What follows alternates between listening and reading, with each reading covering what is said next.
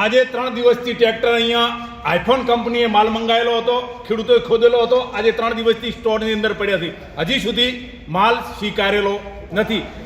એના અનુસંધાને અમે અત્યારે રાત્રે 12 વાગે ખેડૂત આગેવાન તરીકે સ્ટોરની અંદર આવેલા હતા. આઈફોન કંપનીના અધિકારીએ અમને એવું કીધું છે કે આવતીકાલે 13 તારીખે બપોર સુધી આ માલ તમામ લેવામાં આવશે. અમે આઈફોન કંપનીને કહેવા માંગીએ છીએ ખેડૂતોને હેરાન કરવાનું બંધ કરે અને આ તાત્કાલિક માલ સ્વીકારે એવી અમારી માગણી છે.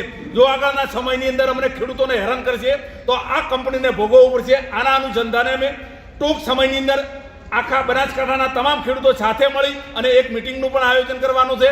કેવી રીતે કંપનીને માલ લેવાનો છે, કેટલા મને ખેડૂતોને હેરાન કરવાના છે, આના અનુસંધાને અમે ટૂંક સમયની અંદર મિટિંગ પણ આયોજન રાખવાના હતા.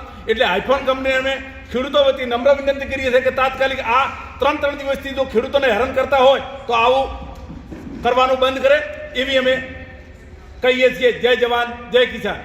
કેટલા દિવસથી અહીંયા બેઠેલા છો? 3 દિવસથી બેઠા છે. પછી અહીંયા રહેવાની ખાવાની સગવડ શું છે?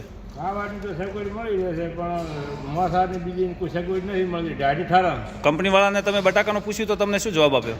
અમને તો જવાબ એવો આપે છે કે તમારા માલ નથી સારો. માલ નથી સારો.